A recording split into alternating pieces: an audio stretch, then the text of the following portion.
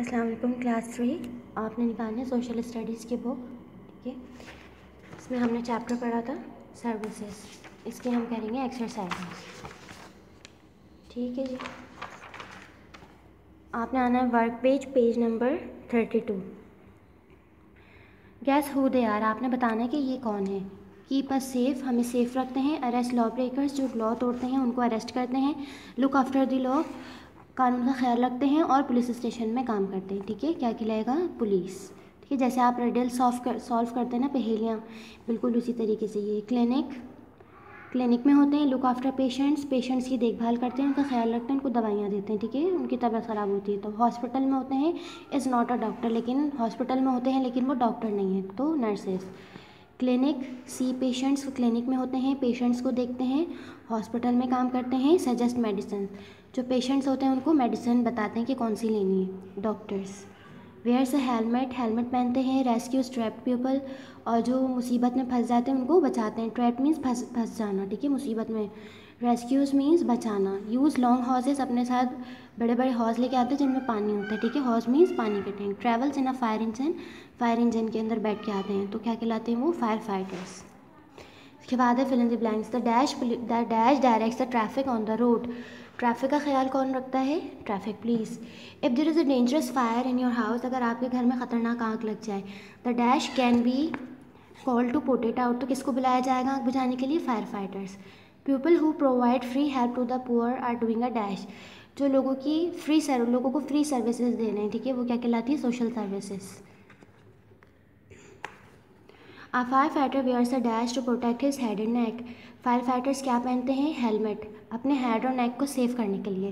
People who need urgent medical attention are rush to a dash, जिनको urgent medical attention यानी जिनकी बहुत severe और सीरियस कंडीशन होती है, वह कहाँ जाते हैं? हॉस्पिटल।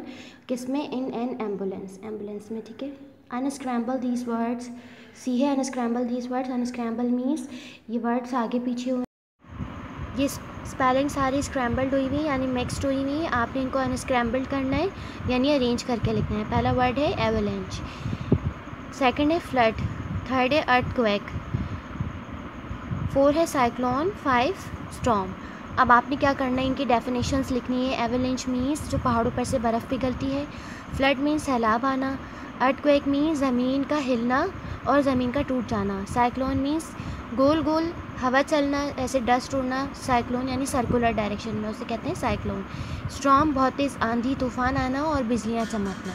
ठीक है, तो इसकी डेफिनेशंस हम नेक्स्ट पेज पे देखेंगे, पेज नंबर 33। इसका ये रहा। Avalanche, a large mass of snow, ice and earth falling rapidly down a mountain side, पहाड़ों पर से तेज़ी से जो बर्फ़ पिघलती है। ठीक है, उसे कहते हैं avalanche. Flood, an overflow of water that covers land that is usually dry, जो आमतौर से ड्राई लैंड होती है वहाँ पर बहुत सारा ओवरफ्लो, बहुत सारा पानी आ जाना।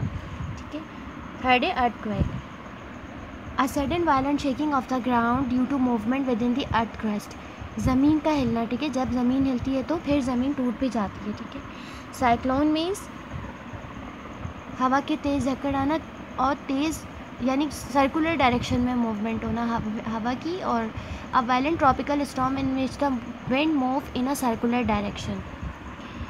स्टॉर्म मीन्स आंधी तूफान आना और बहुत ज़्यादा बिजलियाँ चमकना। स्ट्रॉन्ग विंड दैट रेन और snow and thunder and lightning. ठीक है, तेज़ हवा चलना बारिश के साथ या बर्फ़बारी के साथ और बिजलियाँ चमकना।